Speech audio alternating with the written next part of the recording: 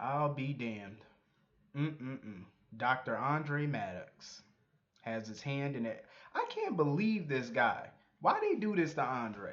He's crooked, he's on the take, and he got his hand in somebody's pocket, namely Dr. Klein's. So him and Dr. Klein have been working together. What is his involvement in all? It's like, see, this is why I don't like umbrella stories like that. Because remember with the whole Luke Spencer storyline they did a couple years ago, where you had Luke and then you had fake Luke, and fake Luke turned out to be real Luke who had DID. That whole storyline was such a major umbrella storyline that they were throwing everybody into the storyline, from Helena to Jerry Jacks, Faison. They were just throwing everybody into the storyline. I feel like they're doing something like that with this. First, it was Helena involved in this. Robin was involved in this and trying to, bring Jason back. Then you have Victor Cassadine involved in it. Now Andre's involved in this too. How far back does all of this go? Well, we know it goes 5 years. So you mean to tell me for the last 5 years, Andre Maddox has been a part of all of this, even before he came to Port Charles? What the hell is going on? I want to know, like, what the hell? Who's involved? Who's the top person involved in all of this? At first, it was Victor and Helena. Now you got Andre involved. You got Dr. Klein involved in this. Who's the mastermind behind all of this? Because Victor's dead allegedly. Helena's allegedly dead, but yet Dr. Klein was on the phone talking to somebody, talking about that person, patient six, is your problem. Was he talking to Andre? Because I know Andre not the brains behind all of this, because I don't really see Victor or Helena taking orders from him. So who, like, I just, oh my god, the who's, the what's, the how's, the when's, the why's. That's like, you get more questions than answers. I have to give the writers a kudos for this. So many people think this storyline is dumb. At first, I kind of did too. But the way they're doing it, when they make you question every damn thing, and it's like a big ass game of Clue, that's how you know they did a good job with this storyline, with writing it. I will give them props for that, because you know what? I'm digging it. And besides, not only that, it's fast paced. Like, we're getting it fast. We're getting it really fast. Patient six came out of that clinic. He's already in Port Charles. He made contact with Ava again. He's seen Jake. He's putting the pieces together. We're getting all of this in the same week. Like, what other storyline have you ever got all this information in 1 week and it moves like that? Never. Never. Everything is just moving. You know what I'm saying? And I'm loving it. I'm digging it. Thank God. Everything's just moving the way it should move. And I'm loving this. Now, I don't know. Everybody's still questioning whether Billy Miller is the real Jason or Steve Burton is the real Jason. Um, for me, like I said, to me, it don't really matter so much as who the real Jason is, because either or, it's a good choice, either or. But for me, it makes sense to make Steve Burton the real Jason, because for me, it's because I grew up with that Jason and he's been Jason for 20 years. So that's why I feel like he should continue playing Jason, because Billy Miller only been Jason for a couple of years. 2 years, basically. He's only been Jason. Well, 2 to 3 years. But, there's more history with Steve Burton as Jason than Billy Miller. You could easily make Billy Miller somebody else. But like I said, whichever direction they decide to go is fine with me. But for right now, I feel like Steve is the real Jason, because you have to add everything up. You have to connect all the dots. This guy knew Sonny's private office number. Even Sonny said nobody knows that number except his inner circle, which includes his kids, Carly, Jason. They're the only ones who know that number, and probably maybe Max. They're like the only ones who know that number, his inner circle. That's it. Nobody knows that number. And he knew um the story about where Sonny spread Stone's ashes, and he knew about the $40 that Sonny gave him at some event that they went to or whatever. I think at Luke's club or whatever. And Carly even said to Sonny today, she never even heard that story. And she's been friends with, she's been around Sonny and Jason for 20 years now. And she didn't even know that story. And she pretty much knows everything about Sonny and Jason. And for her not to know that, and for this guy to know it, like, come on. And he went to the safe house. He went to one of Sonny's safe houses. Nobody knows about Sonny's safe houses. The only people that know about Sonny's safe house is Sonny, Jason, and probably Max and Milo. They're, a couple of his lieutenants or whatever. They're the only ones who know about that safe house. How does this guy know about the safe house? How could he possibly know? You know what I mean? Like, it just got to connect the dots. I mean, it would be a good swerve if the writer said, nah, he's not the real Jason.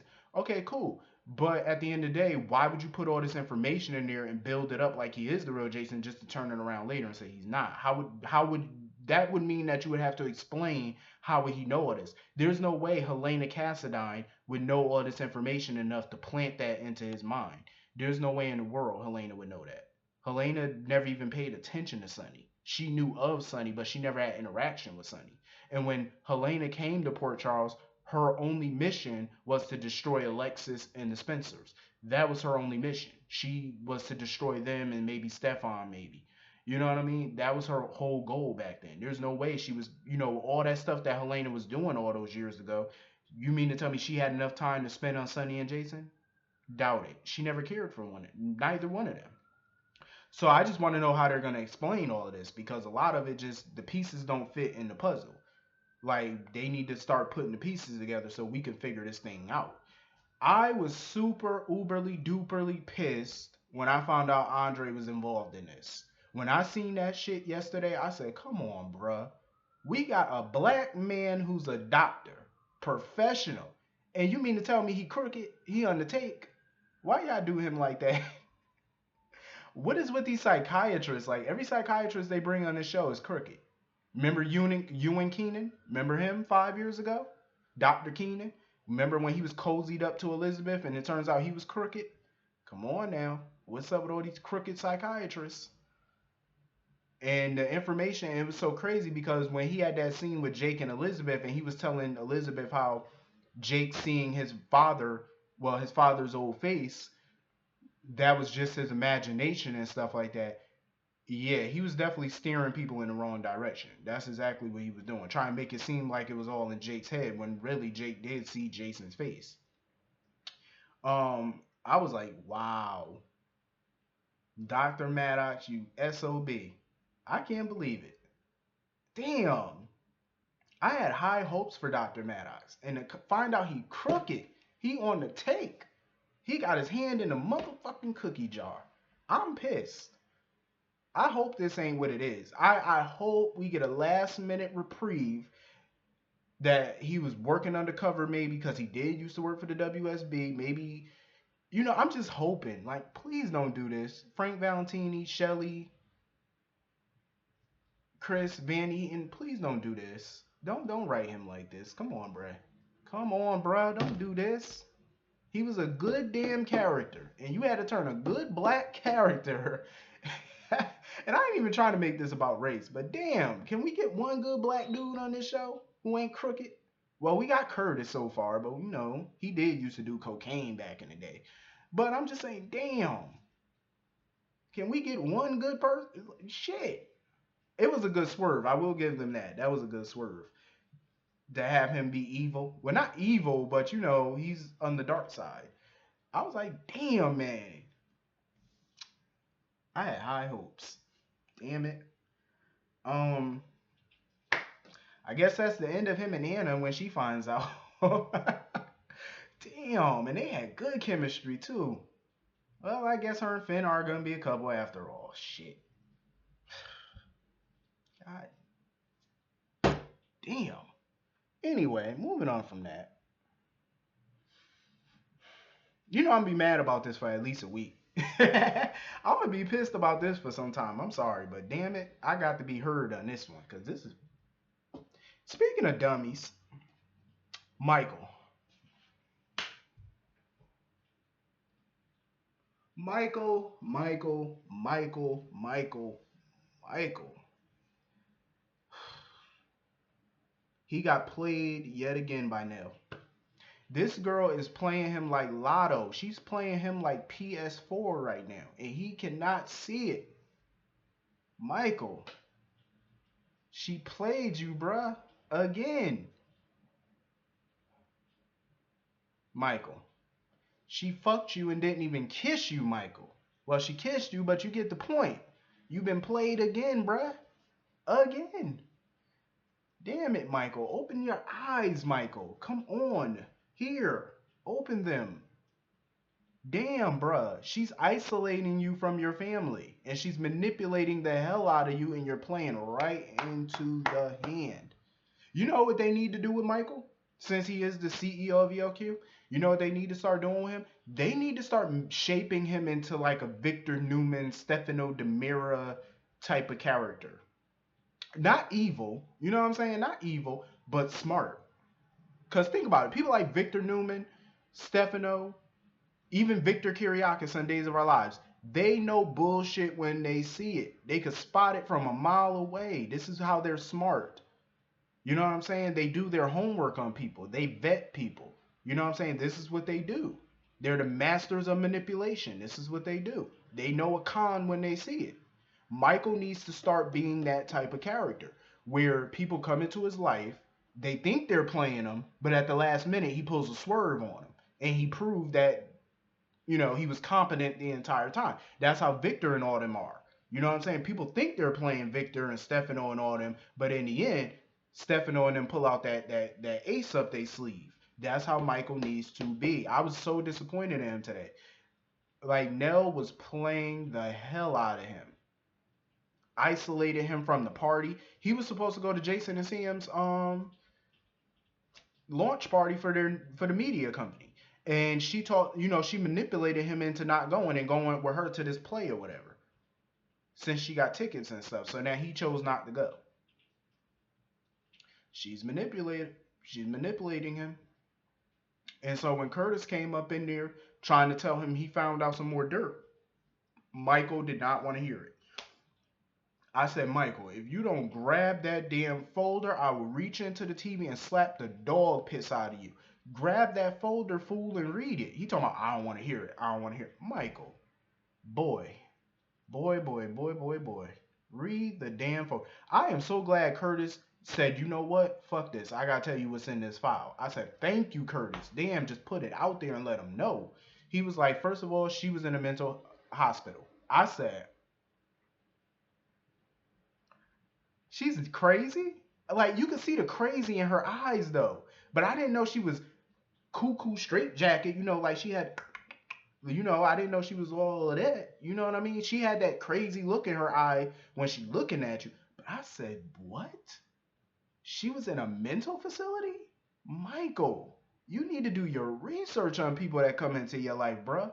Curtis found this information so easily. Michael, you are a rich CEO. You could have easily found this information if you really wanted to. Like, Mike, are you that desperate for Poon? I just want to know. Like, are you that desperate? I know it ain't just the puss, but are you desperate for love and affection and all that, like a romance? Like, are you that desperate that you're willing to ignore all the red flags? Like, really, Michael? Come on, Michael. You got to be smarter than this, homeboy. Come on, bruh. I can't. Michael was one of my favorite characters. I cannot. I don't like seeing him get played like this. And he got played so badly, like, and it was all in his face, and he still ignored it. I'm glad Curtis said, you know what? I gotta tell you what's going on. And I was hoping Carly would have slapped the hell out of Nell. Because Carly could tell Nell was manipulating the situation. When she was at the Metro Court and she was talking to Nell about how they got tickets to a show and Michael not going to the launch party, Carly knew Nell manipulated that shit. Carly knew. Because trust me, Carly used to be a con artist her damn self, so she know a con when she smell it. She knew that this girl was up to no good. She knew. She knew. Um, Ava was a treat as usual. I love her scenes with Franco.